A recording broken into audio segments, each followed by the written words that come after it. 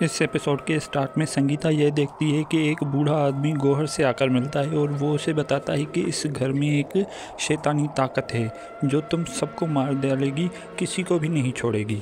फिर वो उसे कहता है कि चुप कर जाओ, तुम्हारी ये बकवास बंद करो। फिर वो बकवास नहीं बंद करता तो वो उसे धक्के मारकर वहाँ से बाहर निकालने लगता है। लेकिन जब ये संगीता को देखता है तो वो उसे भी ये बताने लगता है कि तुम भी मार जाओगी, यहाँ से चली जाओ। फिर वो उसे धक्के मारकर वहाँ से भगा देता है और फिर वो भी वहाँ से चला जाता है। अब अगले सीन में संगीता कनुष्का के पास आती है और वो उसे कहती है कि मैम अब मैं यहाँ पर नहीं रह सकती। तो वो उसे कहती है कि कोई यहाँ से जाने की ख़ास वजह। तो वो उसे कहती है कि यहाँ पर बहुत ही ख़तरनाक चीज़ें हैं, मैं यहाँ पर नहीं रह सकती। रात के वक्त यहाँ पर बहुत ही अजीब अजीब आवाज़ें आने लगती हैं, जैसे यहाँ पर कोई गैर मरई मखलूक हो। तो वो उसे कहती है कि ठीक है, तुम जाना चाहती हो तो तुम जा सकती हो। अब वो सामान पैक करने के लिए जाती है तो उसे चाँद मिलती है। चाँद उसे कहती है कि प्लीज़ यहाँ से मत जाओ। अब वो उसकी मिन्नतें करने लगती है तो वो उसे कहती है कि अच्छा ठीक है, मैं यहाँ से नहीं जा रही। अगले सीन में डॉक्टर चाँद को देखने के लिए आता है, लेकिन चाँद डॉक्टर से चेक नहीं करवा रही होती और इंजेक्शन लगाने नहीं दे रही होती। तो डॉक्टर उन लोगों को कहता है कि इसे पकड़िए, मैं इसे इंजेक्शन लगा देता हूँ। फिर वो चिल्लाने लगती है तो संगीता भी उसकी आवाज़ सुनकर वहाँ पर आ जाती है। अब डॉक्टर उसे इंजेक्शन लगा देता है और वो बेहोश हो जाती है।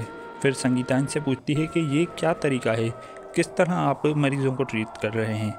तो वो उसे कहता है कि डॉक्टर मैं हूँ या तुम, मुझे पता है कि हमें मरीज़ों को किस तरह से ट्रीट करना है। फिर वो वहाँ से चला जाता है। अब अगले सीन में इंस्पेक्टर वहाँ पर आ जाता है। वो आकर गौहर से मिलता है और वो उसे उस चोर के बारे में पूछताछ करता है। तो वो उसे कहता है कि हमें उस चोर के बारे में कुछ पता नहीं। फिर वो संगीता को देखता है तो वो उससे पूछता है कि तुम कौन हो। तो वो उसे बताती है कि मैं गवर्नेंस हूँ। अब वो उसे चाँद के बारे में भी बताते हैं। फिर वहाँ पर कनुष्का आ जाती है। अब वो इंस्पेक्टर से कहती है कि तुम यहाँ पर क्यों आए हो। तो वो उसे दोबारा से उस चोर के बारे में बताता है। तो वो उसे कहती है कि हमारी हवेली के आस। तो वो उसे कहता है कि नहीं, लेकिन हम तो तफ्तीश कर रहे हैं।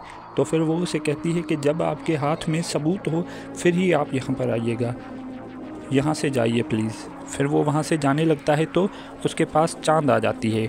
वो उसे कहती है कि ये कत्ल इन दोनों ने किया है, मेरी आंटी और मेरे इस कज़न ने। तो वो उसे कहता है कि आप मुझे तफसील से बताइए। तो वो उसे बहुत सारी बातें बताने लगती है और ये भी बताती है कि ये लोग मुझे पागल करना चाहते हैं और मेरी जायदाद हथियाना चाहते हैं। फिर वो उसे कहता है कि ये तो पागल है, आप इसकी बातें क्यों सुन रहे हैं। लेकिन पुलिस वाला इसकी बात पूरी सुनता है और फिर वो उनसे मुखातिब होता है कि अब आप क्या कहना चाहेंगे। फिर गौहर चाँद की मेडिकल रिपोर्ट पुलिस इंस्पेक्टर को दिखाता है और कहता है कि ये तो पागल है, आप इसकी बात क्यों सुन रहे हैं। आप इसकी मेडिकल रिपोर्ट देखें जिस पर लिखा हुआ है कि ये पागल है। अब वो मेडिकल रिपोर्ट देखने के बाद वहाँ से चला जाता है और संगीता चाँद को उसके कमरे में लेकर आती है और वो उसे कहने लगती है कि तुमने ये सब क्यों किया। तो वो उसे बताती है कि उन्हीं लोगों ने कत्ल किए हैं और वाकई यहाँ पर एक प्रेत आत्मा है। और मैंने ये भी देखा था कि गौहर उस चोर की लाश को घसीटते हुए ले जा रहा था कुछ दिन पहले जब तुम यहाँ पर नहीं थी तब। ये सुनकर वो काफ़ी ज़्यादा हैरान हो जाती है, लेकिन वो उसे समझाती है कि तुम्हें इंस्पेक्टर के सामने ये सब नहीं कहना था और अब वो लोग तुम्हारे और ख़िलाफ़ हो जाएंगे। अब वो तुम्हारे ख़िलाफ़ और ज़्यादा साजिशें करने लगेंगे। और यहीं पर ये एपिसोड एंड हो जाती है। दोस्तों, यहाँ पर आप एक पाकिस्तानी ड्रामा हकीकत को देख सकते हैं और इस तरफ देखिए एक Indian horror drama the Zee horror show, और इस तरफ देखिए ईश्वर कोई की एक कहानी इंतज़ार के कुछ एपिसोड। वीडियो को लाइक, शेयर और कमेंट करना ना भूलें। Thanks for watching. और हाँ, चैनल को सब्सक्राइब भी कर देना।